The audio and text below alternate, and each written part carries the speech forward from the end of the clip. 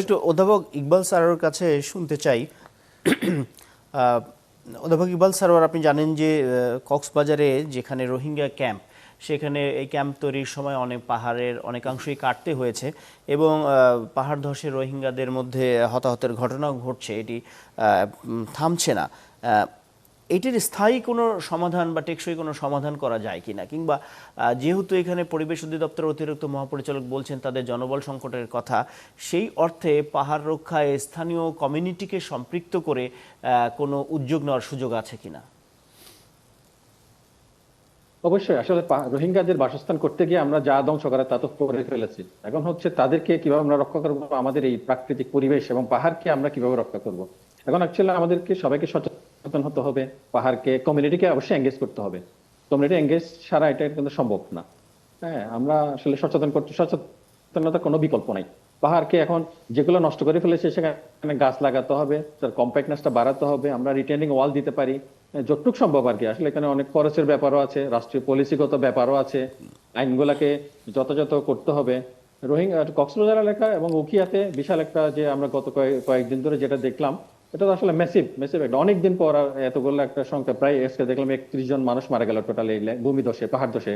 তো আসলে কমিউনিটিকে আসলে এগিয়ে আসতে হবে, প্লাস সাথে সাথে সরকারকে এগিয়ে আসতে হবে আমাদেরকে পাহাড় রক্ষার জন্য। পাহাড় যা করে ফেলেছে, পাহাড় তো আসলে কেটে ফেলার পর সেটা তো আসলে নতুন করে করা যাবে না, কিন্তু যতটুকু করেছি সেগুলোকে আমাকে রক্ষা করার জন্য উদ্যোগী হতে হবে। সেজন্য আমাদেরকে কমিউনিটি এঙ্গেজমেন্ট বলেন, সরকার বলেন, স্থানীয় প্রশাসন বলেন, বিভাগীয় কমিশনার বলেন, সবাইকে এগিয়ে আসতে হবে। জি, অধ্যাপক স্যার, আপনি একটি বিষয় বলবেন কি, যে চট্টগ্রামের পাহাড়ের যে ভূ প্রকৃতি, সেই জায়গা থেকে আসলে এই পাহাড় ধসের বিশেষ কোনো কারণ আছে কি না, কিংবা সামনের দিনে চট্টগ্রামের এই পাহাড়গুলোর মানে ধসে যাওয়ার আর নতুন করে কি ধরনের ঝুঁকি বা শঙ্কা আছে?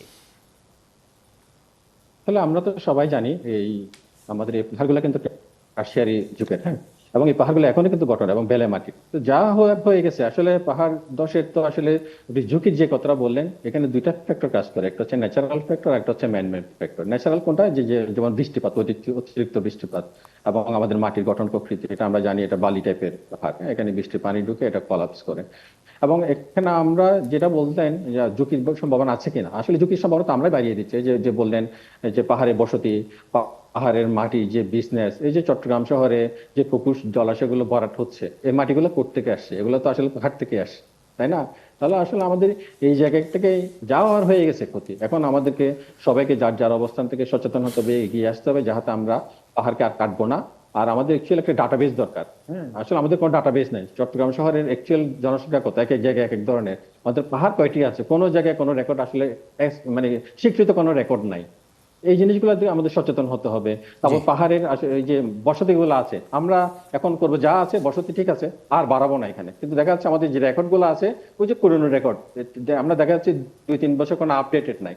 তো আমরা চিন্তা করবো এই জিনিসগুলো আমরা রেকর্ডের মাধ্যমে যদি নিয়ে আসি, তাদের যদি সচেতন করতে পারি, পাহাড় রক্ষা যারা আছে তারা যদি আপনার নেচার বেস সলিউশনের মাধ্যমে যদি পাহাড়কে রক্ষা করতে পারি, যার যার অবস্থান থেকে যদি রক্ষা করতে পারি, তাহলে হয়তো আমাদের এই ঝুঁকির মাত্রাটা কমিয়ে আসবে এবং আমাদের এই সুন্দর পাহাড় চট্টগ্রামের যে বৈশিষ্ট্য, অনন্য জি। বৈশিষ্ট্য, সেটাকে আমরা রক্ষা করতে পারবো।